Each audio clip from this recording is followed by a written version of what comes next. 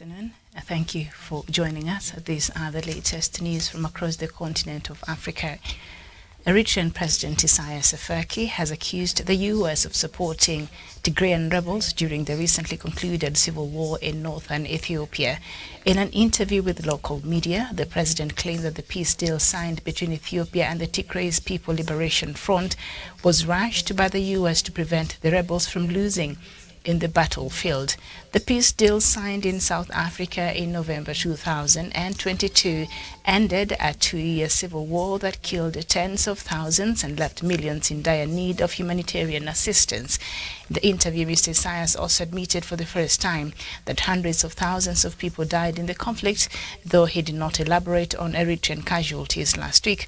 The reclusive leader denied reports that Eritrean troops committed war crimes in neighboring Ethiopia, while they had been deployed to fight alongside federal troops and pro-government militia.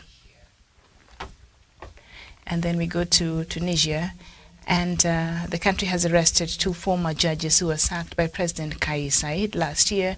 That is according to reports. The police detained Bashir Akremi and Tayyib Rashid, who were among the dozens of judges and members of the judiciary sacked in 2022. A lawyer close to the cases told Reuters news agency. The arrest of the ex-judges on Sunday came on the second day of a wave of detentions of prominent people. Amid growing concerns over political freedoms in the country, on Saturday, the police arrested prominent politicians and a politically connected businessman.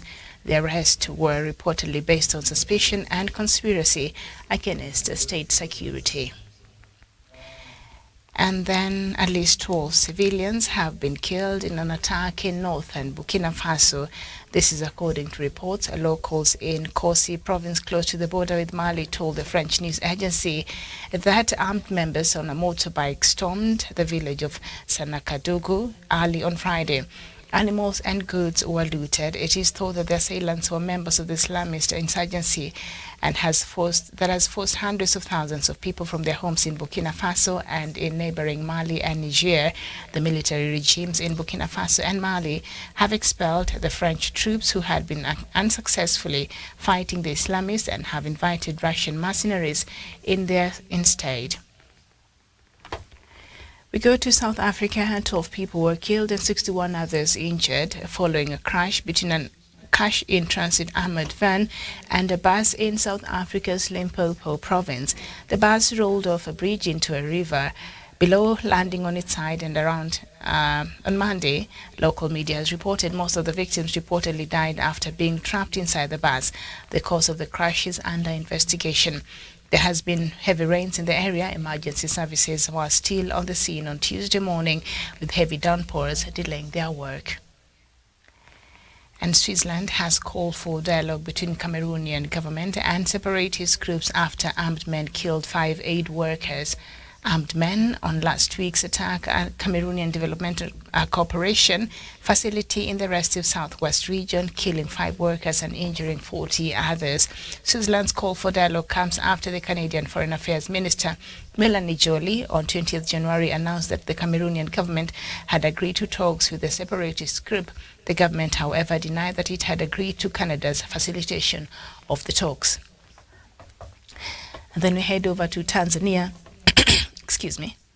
The Tanzanian government has banned 16 titles of a popular children's book series from being used in schools for allegedly advocating for LGBTQ's rights. The Diary of a Wimpy Kid series are said to be violating the country's traditions, customs and cultures. According to the authorities, Education Minister Adolf Mkenda said the books endanger the quality of education for children. Schools using the books will face disciplinary and legal measures, including having their registration revoked, the authorities have said. He urged parents to regularly check their children's bags to ensure they're not using these kinds of reading materials. A Russian military frigate docked in Cape Town Harbour on Monday ahead of joint naval drills with South Africa and China. Russia's consulate in Cape Town tweeted a photo of the battleship, the Admiral Koshkov, in the harbour. The drills will run for 10 days from 17th to 27th of February in the port city of Durban and Richards Bay. There has been some criticism that the exercise is not appropriate given that it coincides with the first anniversary of Russia's invasion of Ukraine. But the Defense Ministry has defended the planned drill, saying that South Africa has in the past hosted similar exercises with France and the US and countries from the Western NATO military alliance. And South Africa declared a state of national disaster on Monday night after floods caused by heavy rains in recent days have already left 7 people dead and others missing, according to disaster management centers in several provinces. A national toll has not yet been released, but bad weather threatened 7 provinces out of the 9 that the country has, mainly on the east coast open to the Indian Ocean. At least 5 people died in KwaZulu-Natal, and also, according to Nonala Ndlovu, a spokesperson for the Disaster Management Center of the Coastal Province, who was speaking to the media. Among them is a newborn baby who died in the flooding of a house, according to a statement, and several other people are missing after trying to cross a flooded river. 2 other people were killed in the neighboring northeastern province of Mpumalanga, according to local authorities, and in Limpopo North, a province bordering Zimbabwe, damage was reported, and some people are in hospital. Also, roads and bridges were damaged and cars were washed away.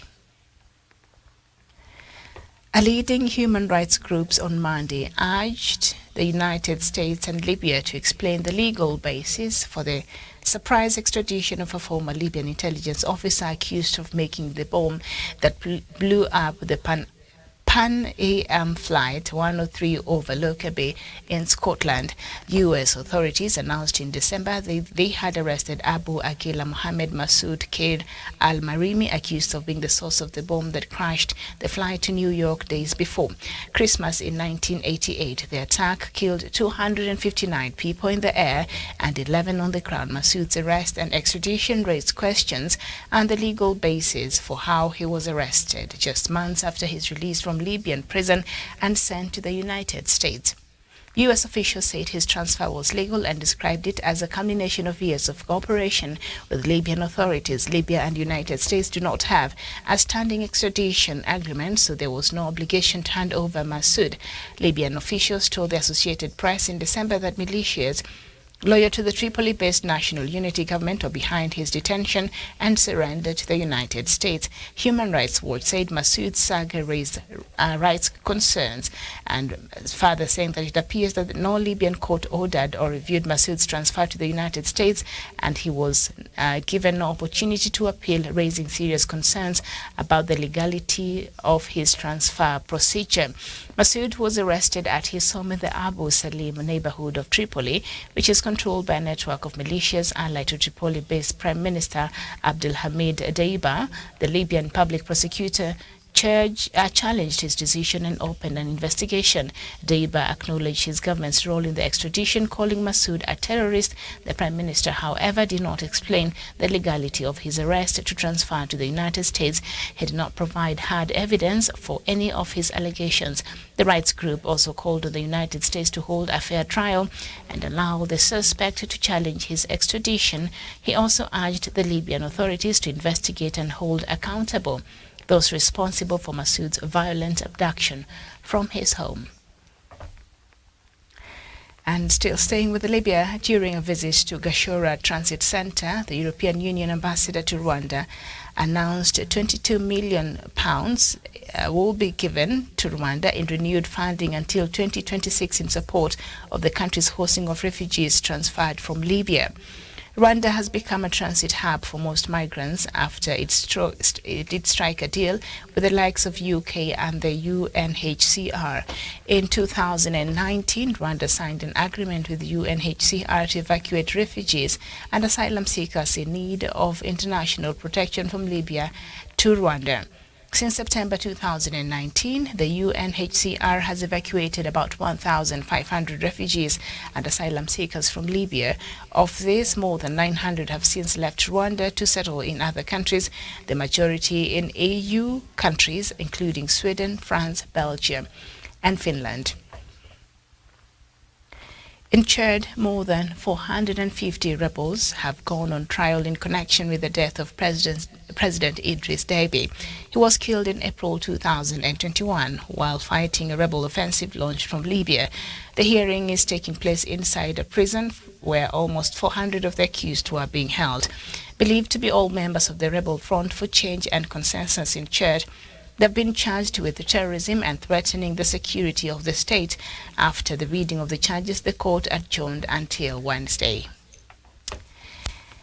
And militants have attacked an army outpost and a gold mine run by precious stones miner Gemfields Group in northern Mozambique district of Montepuz in Cabo Delgado province. Privately owned radio station Zumbo FM has reported the early morning attack took place in the village of Nairoto at around the radio station has said an unspecified number of police and foreign rangers were killed in the attack, sources told the station, while staff were evacuated from the mine.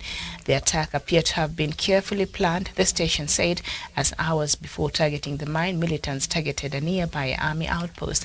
Montepez District Administrator Isaura Maquina confirmed the attacks and provided no details on casualties. Cabo Delgado has been the epicenter of militant violence since 2017.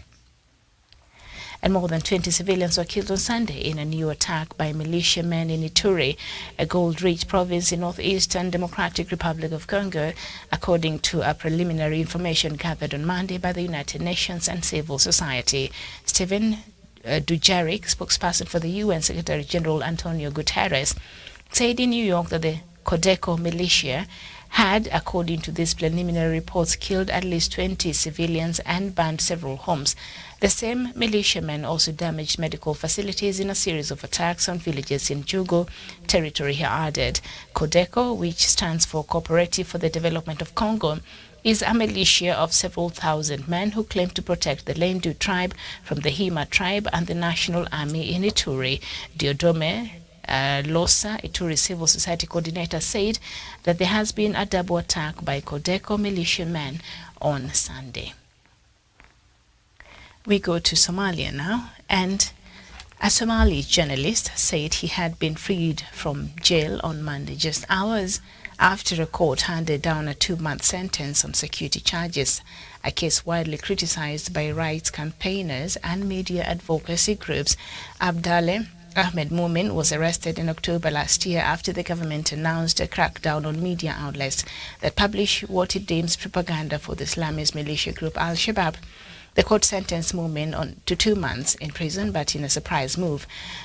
He was released shortly after the ruling, having already spent around 5 months in jail ahead of the sentencing rights groups, including Amnesty International, Human Rights Watch, and the International Press Institute had called for the charges to be dropped, saying Mumin faced ongoing threats and persecution by Somali authorities for advocating the right to freedom of expression.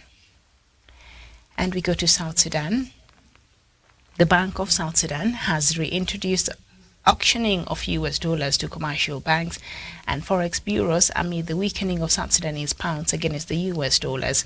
According to two separate circulars issued today by the bank's Directorate of Currency and Banking, the auctioning will be $5 million US dollars.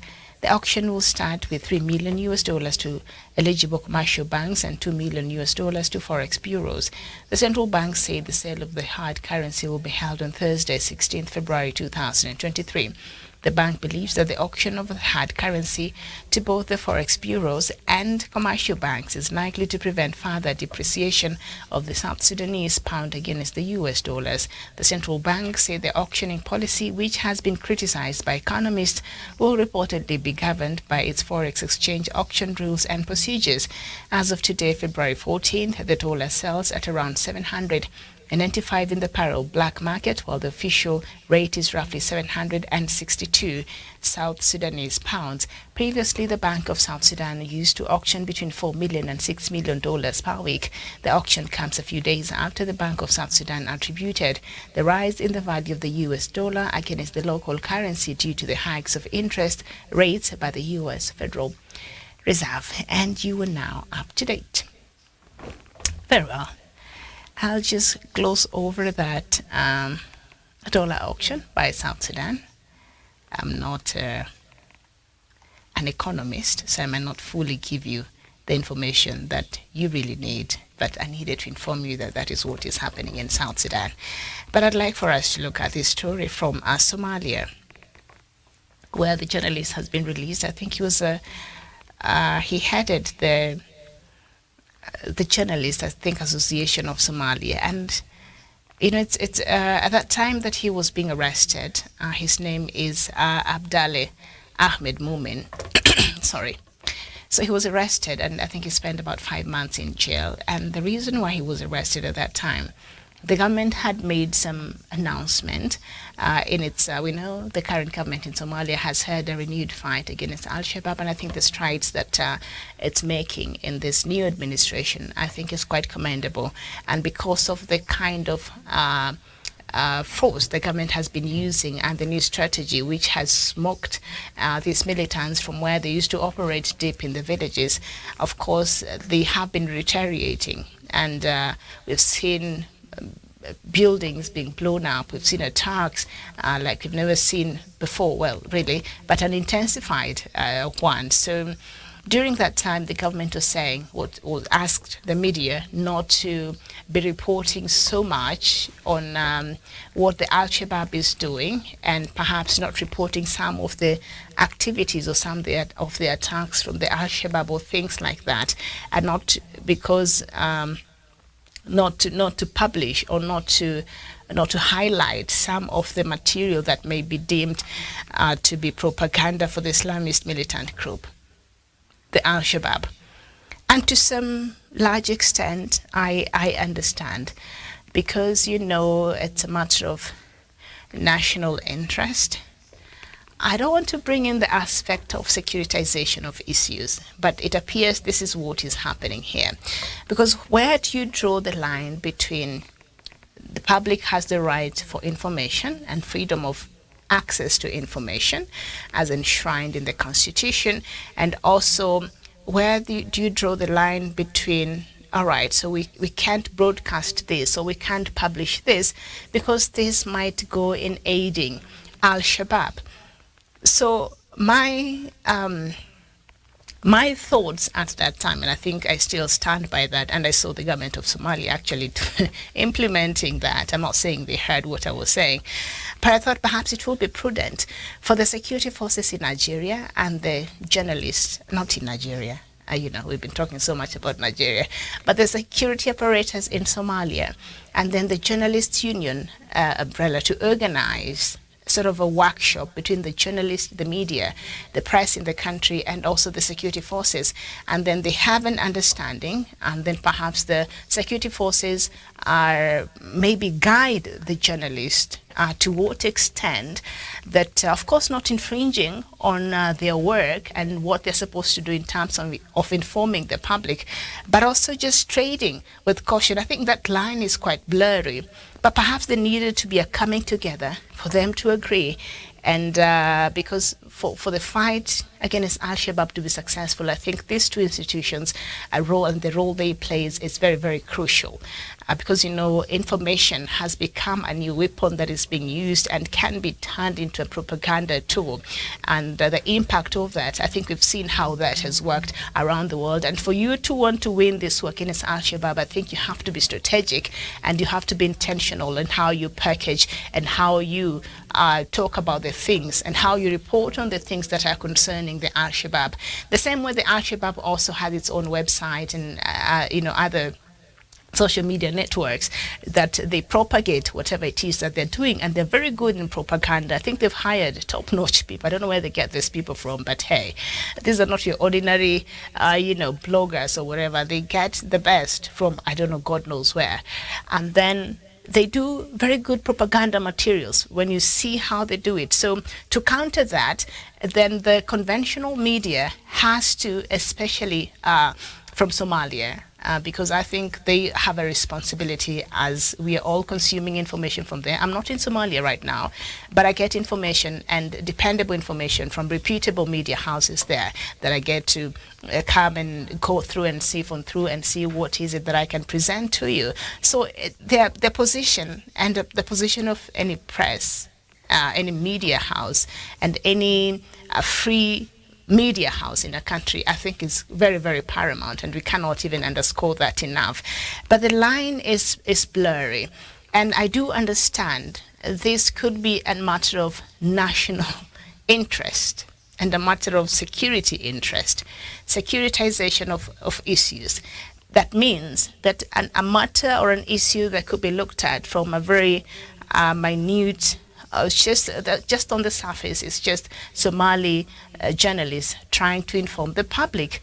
But now the securitization of the matter becomes that everything is just being looked at from the lens of security. Does this pose a security threat to the country? Does this pose a security threat? I told you, the international community, or in the international system, the state is the main referent.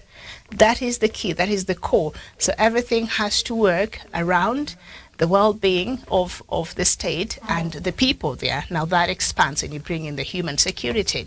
But the state is the mainstay, if I may put it like that. And so the interest of the state and the security of the state has to be safeguarded, and in many cases has to come first. And that's why these other kinds of interest and these kinds of freedoms, like the freedom of access to information and the freedom of press, and now these two might be in contradiction, because to what point are you able to be allowed to share this information, and to what extent will this information be used as a propaganda tool, or will you be playing into the hands of Al-Shabaab, or will you be advancing some of the things that Al-Shabaab are doing? So my suggestion then was these two institutions to meet, sit down and agree on a modus operandi, and the mode of operation, and help each other in even the military. The security operators could be releasing some, as long as it's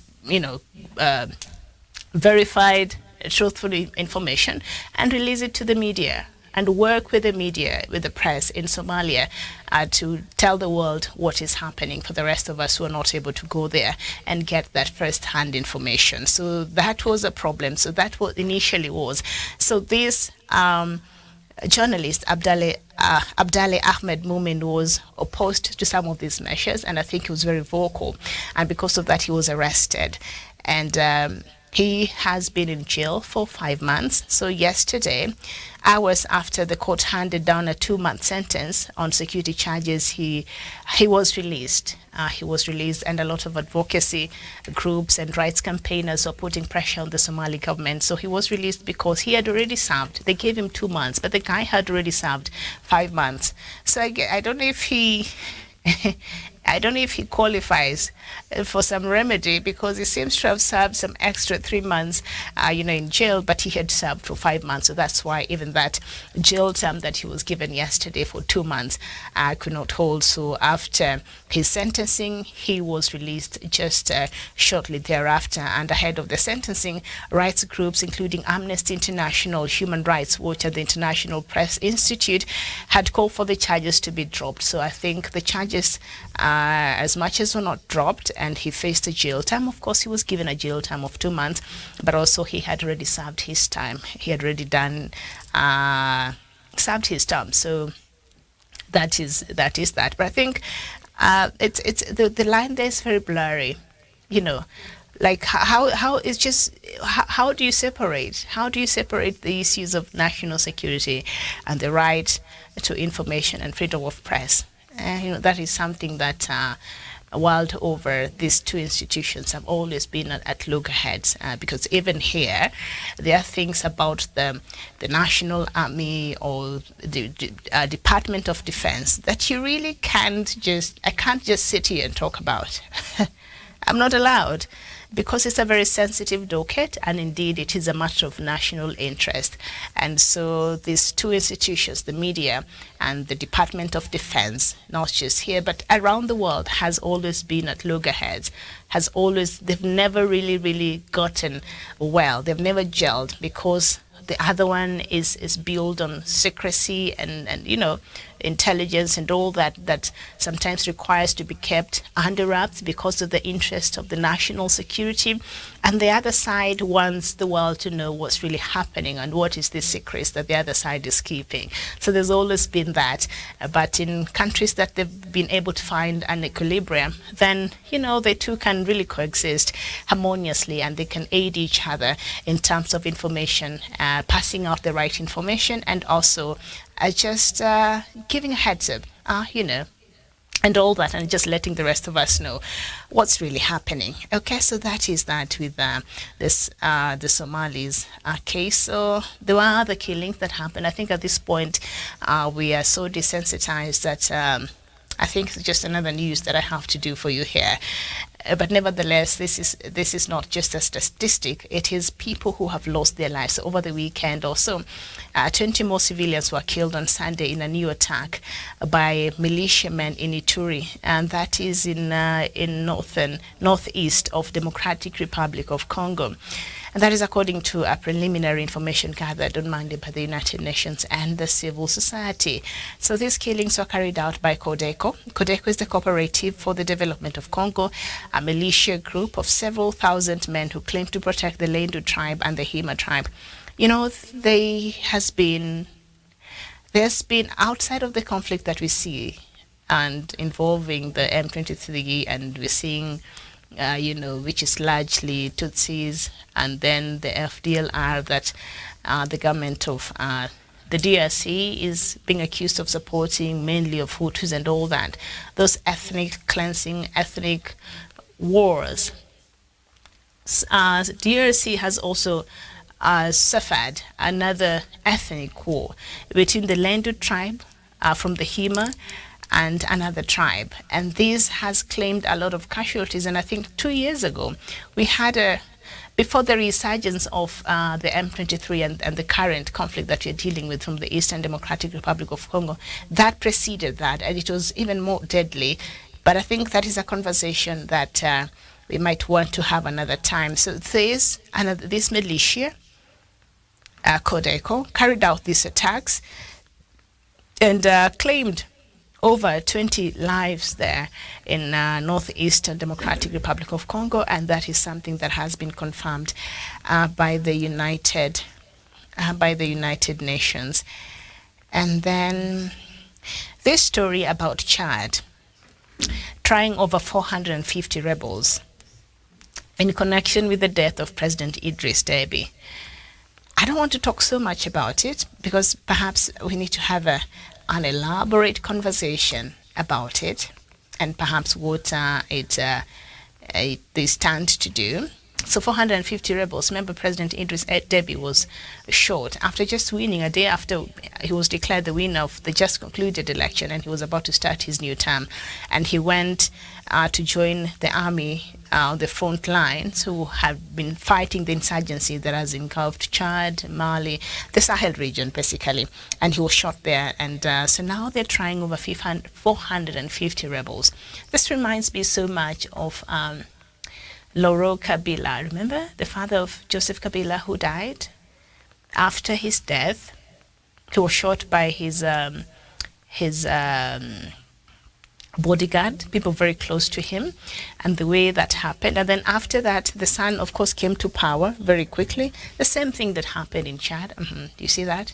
And then, because also Joseph Kabila also served in the army at some point. The same Idris Deby's son, also Muhammad Deby, served in the army. So, and in the manner in which this happened, I think they draws quite a similarities with what happened in the Democratic Republic of Congo after Laurent Kabila died. And then when you look at the court sessions, I don't want to call them the kangaroo court, but when you see the proceedings and how they took place in the DRC and the number of people who are serving term till today because of the killing of Laurent Kabila, when I look at the details of this trial, there are quite some similarity with what happened and who killed Idris Deby. So they're trying over 450 rebels. And when you see how the trial of the people who were suspected to have murdered Laurent Kabila, how the trial, you go look for that, some documentaries and some news items and some readings that have captured what happened at that time. I'm looking at this and I'm thinking this might not be too far from what happened. I mean, they're quite similar because they also tried a huge number of people, and the manner in which they were tried was quite something. What was considered to be a kangaroo court, because the proceedings and all that. And a lot of people have pleaded innocent who are serving term. Some have been able to be moved out to get out of jail, but others are still serving term. So it's quite, I don't know, I don't know, but it is something that I will be following very keenly, because now the son is in charge, the same way Joseph Kabila was in charge after his father was murdered. He oversaw and he had influence during these trials and how they went. So I'm assuming even for Mohammed Deby, he will have some influence over the proceedings of this case. So I don't know if they're going to be free and fair trials here. I don't know if that is what we are looking at, but I guess we'll see at the end of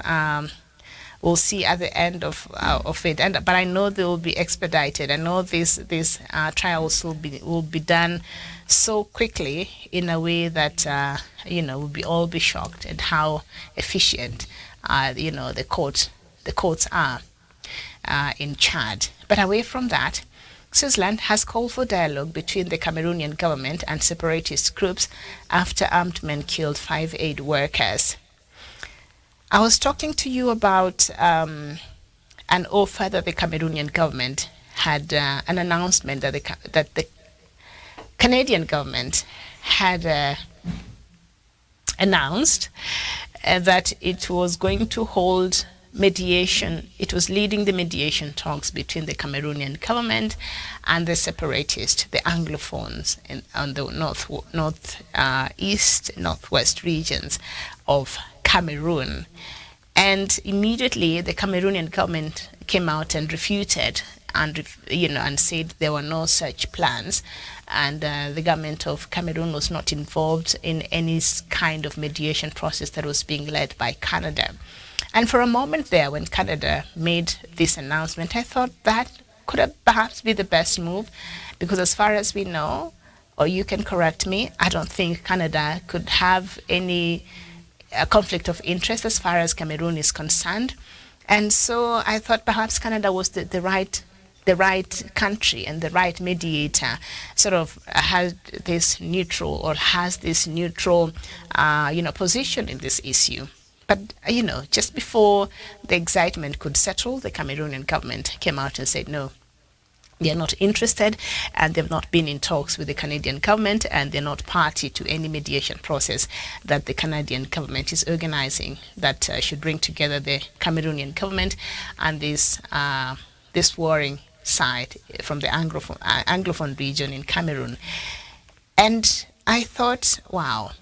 That is something, because when you look at what is happening in Cameroon, then any forward-thinking, any peace-loving, any person with some human heart will really aspire to have some sort of solution that might ease up the tensions, might ease up the humanitarian crisis, might ease up the situation as it is in that restive region in Cameroon.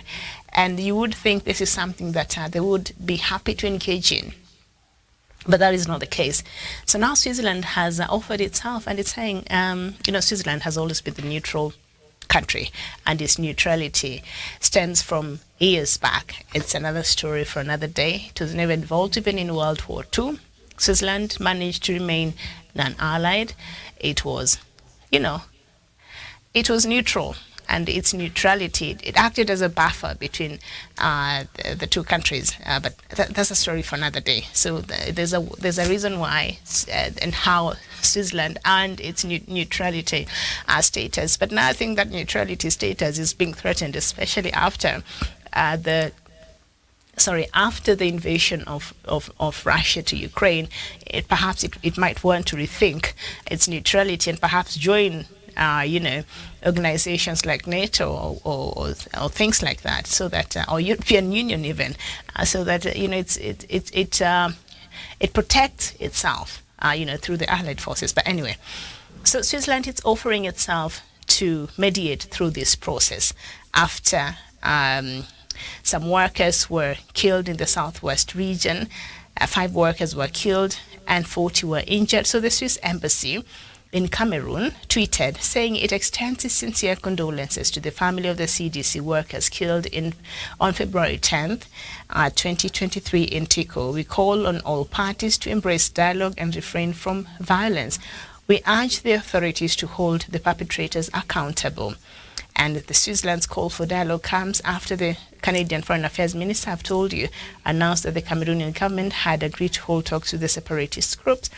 So Switzerland seems to also be putting pressure or wanting dialogue to take place. I'm always for dialogue. I think dialogue and diplomacy that is not hard power diplomacy, I think can go a long way in solving some of these issues that we have. If only people can sit and talk, then half of the world's problem can be solved. That is, I truly believe that. Even the issue now, this conflict in Cameroon, the senseless killings that keep happening there, if only President Paul Biya, who celebrated 40 years, no, he celebrated his 90th birthday party.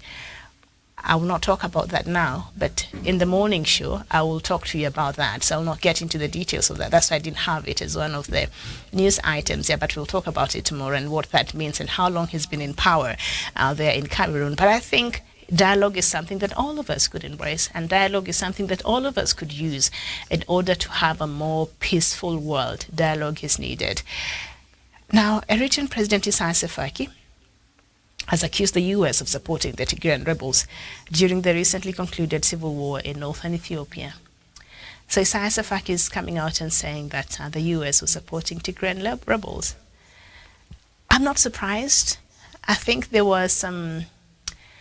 these are allegations that Isaias Afwerki is making, and even as he is accusing the U.S. of supporting the Tigrayan rebels, he's not admitting that his forces, Eritrean forces, were in Ethiopia and are the part of the forces which caused the surmountable, number of human rights abuses. He's not admitting to that, but he's accusing the U.S. of supporting the Tigrayan forces.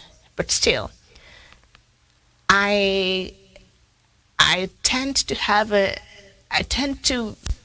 there had been, from how we saw this conflict unfold, there had been some allegations of the sort, that the U.S. was party and was supporting the Tigrayan rebels there. Because I always wondered, why is the U.S. not taking on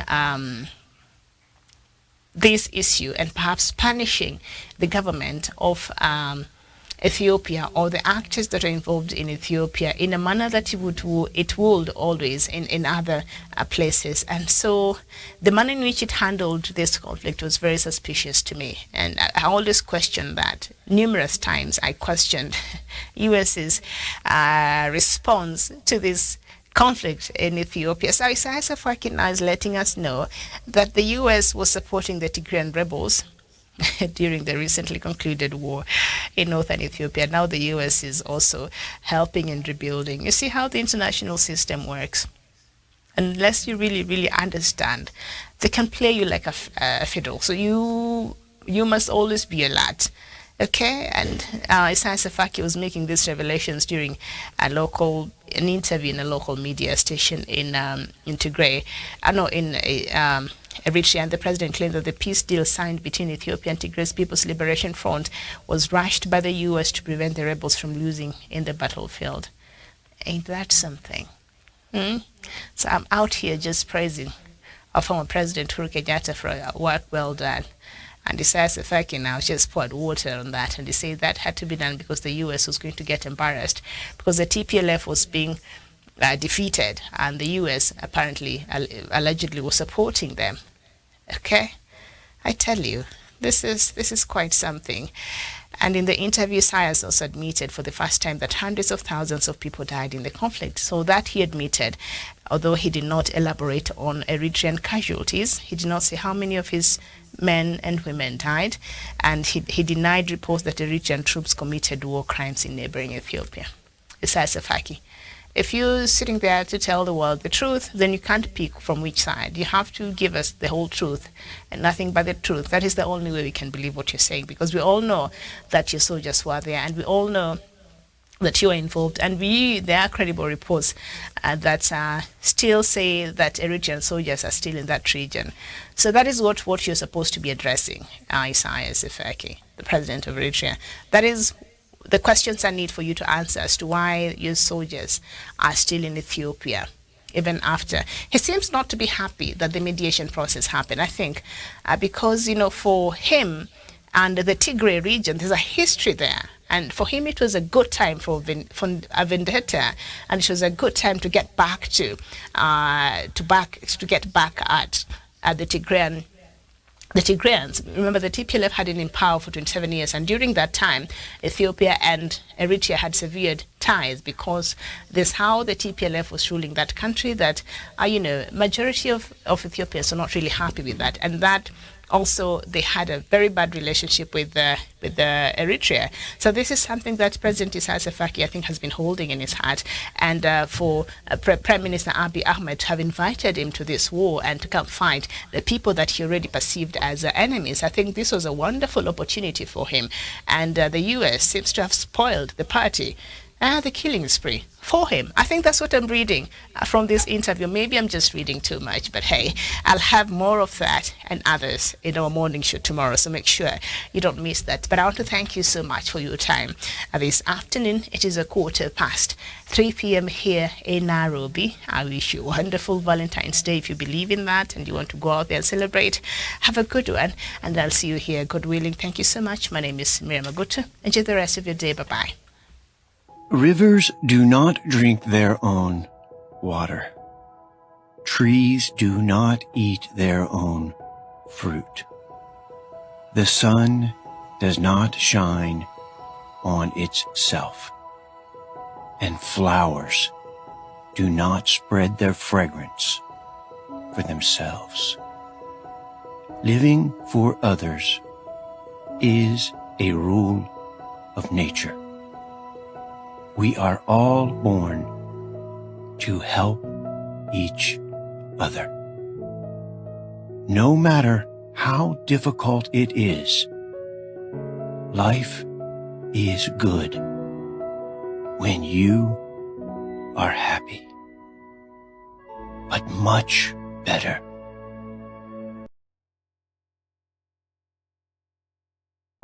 because of you.